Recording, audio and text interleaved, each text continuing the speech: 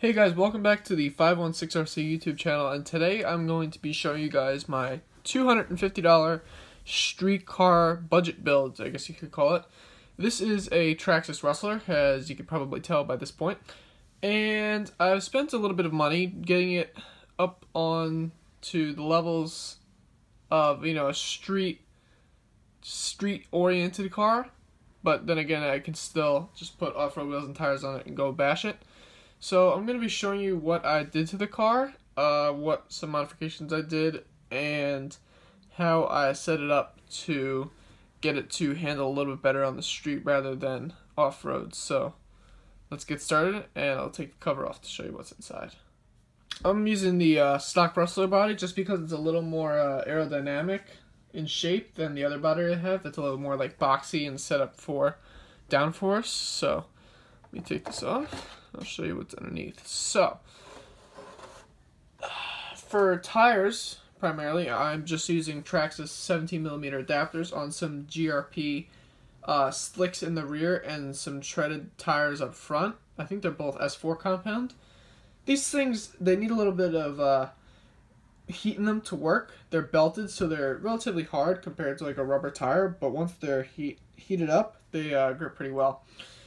In the suspension department, everything is just stock. I have some aluminum shock caps all the way around with some thread lock and a retune, which I'm going to touch upon a little bit later.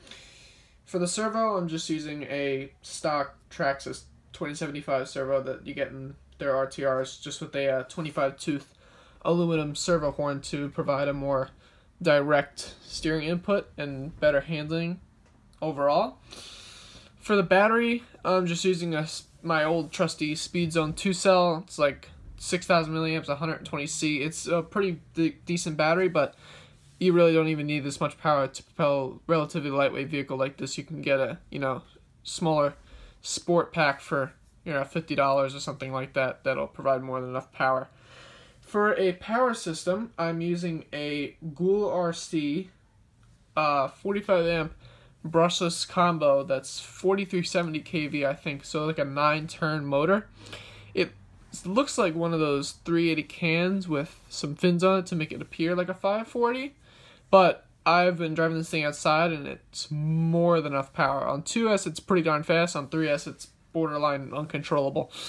So don't let the cheap price and small motor size fool you. This combo was only like $35 off of eBay, and it was the main reason why I bought it, to just kind of test it out in a platform like this. I've got a wheelie bar in the back just in case things get a little bit squirrely, and other than that, the truck is completely stock. I haven't even touched the ride height at all. Actually, I lowered it one peg outwards in the back to get rid of some of that rake, to give it a little more of a level stance when just sitting on the ground. So that helps a little bit with turning input and whatnot. And then the radio, I'm just using an old Spectrum radio system that I have. I actually got it to work again, surprisingly. It just needed a thorough drying. But other than that, everything's completely stock, and nothing hasn't really broken yet. I haven't broken a single thing besides the front bumper. So you can see it's sheared off over there, but there's just that little bent plastic piece that comes on stock Rustlers. But other than that, yeah, as far as handling goes, this thing corners relatively flat. There's a little bit of understeer just because of the hard compound of the tires up in front. But the steering input is a lot more direct with that the ProTek RC aluminum servo horn. It allows you to really turn into the corners later instead of having to battle that really soft Traxxas servo saver, the white servo saver that comes on the RTR servos. I found that camber and toe were pretty well set up out of the box. I didn't really feel the need to touch anything. Well, camber you can't even touch because it's these solid plastic pieces for front and back. But I also did a suspension retune, very minor though, just to improve the handling overall. The backs I did not touch. I just moved them out one peg on the hole to improve the stiffness a little bit, because they were a little bit soft, especially when just kind of coming down, up and down over like undulations and stuff. In the fronts, I took everything apart and replaced the stock 30 weight oil, I think it is, with some Team Associated 37.5 weight oil right here. Didn't add any preload spacers, it just added some thicker oil and put it back together. And this helps the front to stay more level during corners because the stock oil was really soft or really thin, and it would provide not enough like dampening for the shocks, so it was really soft, and it would kind of just lean over too much in turns. But now it's a lot more rigid when it's being dampened, so that's pretty good. Yeah, other than that, drive shafts are stock. I haven't had a problem with those yet, but I've heard that people have actually twisted those, but luckily for me, I haven't really had anything happen to my car so far. In the speed department, this thing is insane. On this 2S, it's one of the fastest cars I've ever driven on a 2-cell.